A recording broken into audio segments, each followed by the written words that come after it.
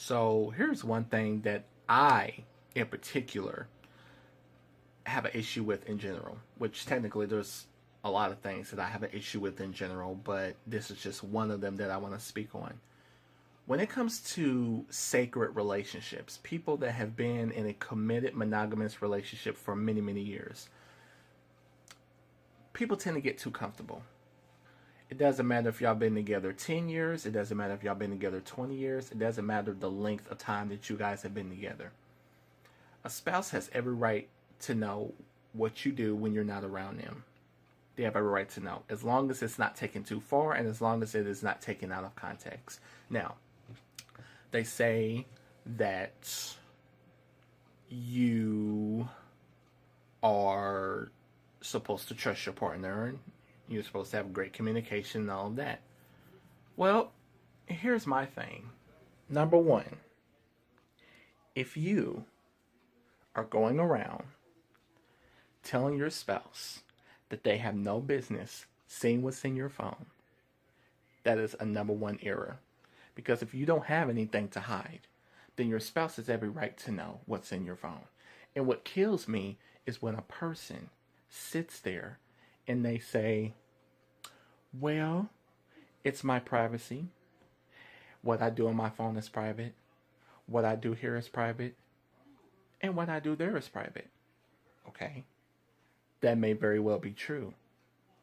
But if it's a so-called privacy, and if it's a so-called private thing that you have going on, then what is the purpose of you being with that person if they're not allowed to know?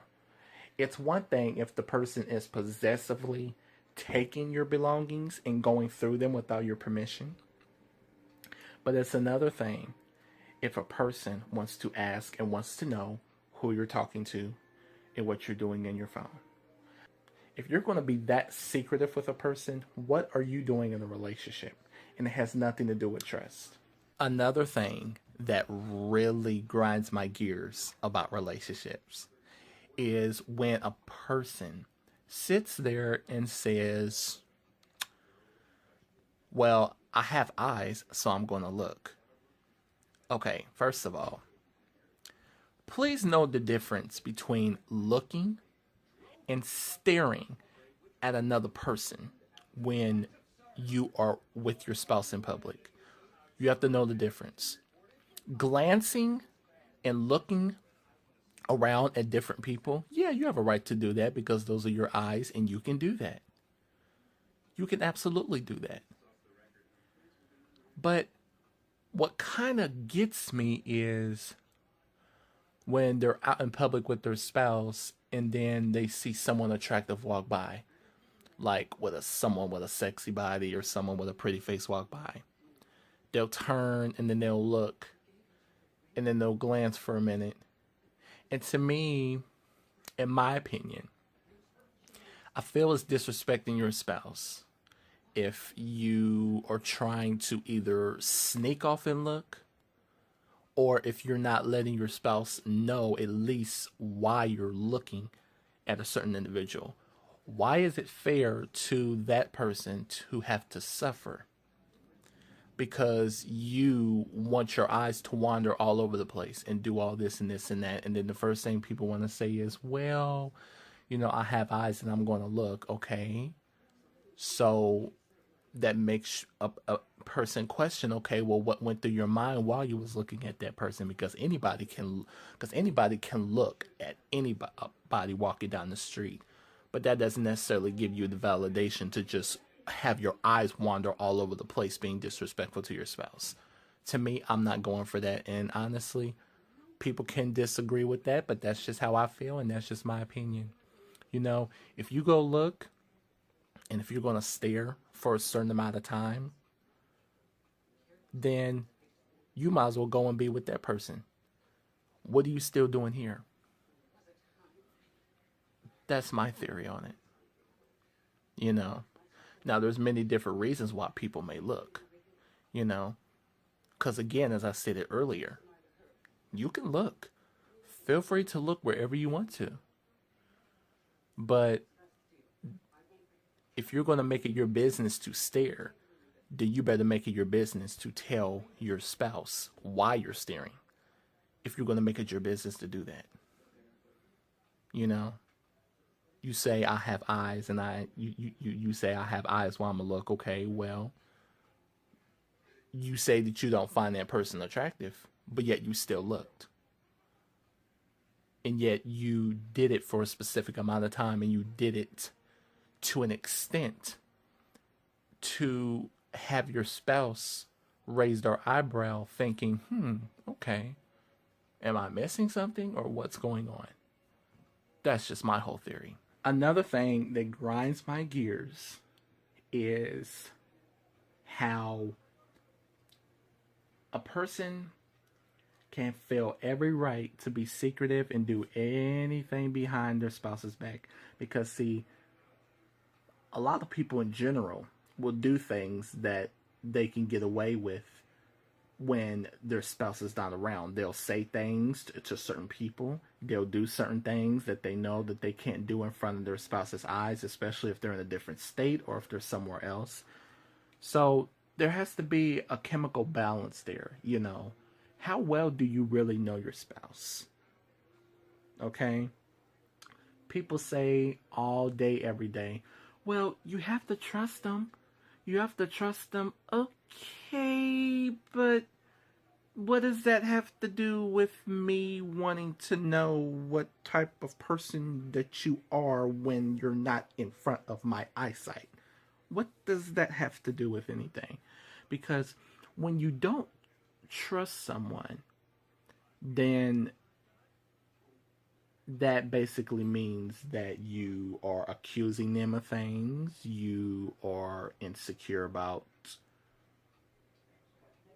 certain things that they are doing, and you are basically very, very suspicious to the point where you feel the need that you have to follow them all over the place. To me, I think that's when you don't trust someone. But when you are simply curious, and when you have every right to know certain things just because you want to know what kind of spouse you're dealing with, to me, I don't think that's being insecure.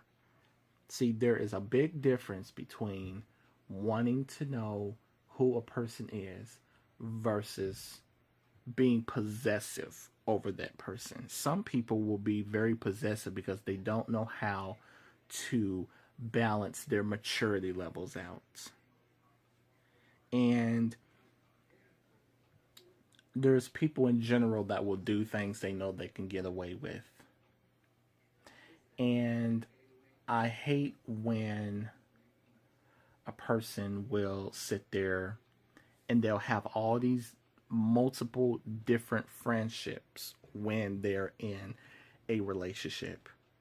And half of the friendships are not even sacred, strict friendships. It may be old crushes from high school.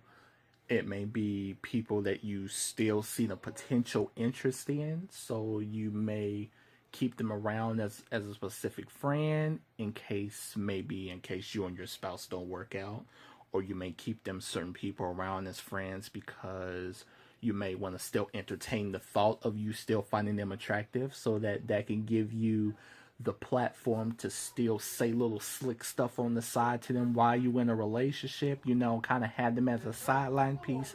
Yeah, see, I know all the tricks and all the games that's played. And I feel like if you're going to have friends, their friendships need to be strict. There shouldn't be any type of specific history with you in those friendships. Now, everyone has their own way. Everyone has their own opinions on friendships. They feel, well, if you really trust your partner, you shouldn't be worried about their friendships. Well, I have to disagree with that, because you can trust your partner, but that doesn't necessarily mean that you agree with their habits. So let's be clear on that. Another thing that grinds my gears, and this is the one that really, really, really, really is going to get everyone. Another thing that grinds my gears is the double standards. How can you sit there and say that your spouse cannot do something, But you turn around and you do the exact same thing that you are telling your spouse not to do. And then you're going to have the nerve to get an attitude when someone wants to place you in a specific cubicle that you don't feel that you necessarily belong in, but you already placed yourself there by keeping up these habits. Bottom line is, people need to just have respect for their spouses. And last but not least, why? And I really mean why? In God's name, do you think that it is okay in your mind to still have your exes come around while you're in a committed relationship with another person? Where in your brain do you think that is acceptable and appropriate and okay? I don't care how long of a history of a friendship you have with that person. I do not care how long you've known that person. I don't care if y'all ended on good terms and decided to just call it a truce and just not have beef with each other. It doesn't matter. Now, if you guys just simply don't have an issue with each other and y'all just want to be cordial with each other, that's fine. But being friends, going around each other, going over each other's house, calling and texting each other, that's not appropriate. I don't care. That's just my opinion. It's just not appropriate to be friends with an ex if you're in a committed relationship. That's just me. Because it's not like you guys are going to have anything normal going on after that. It's just not appropriate. Like to what is there to talk about? What is there to do with each other? Think about it.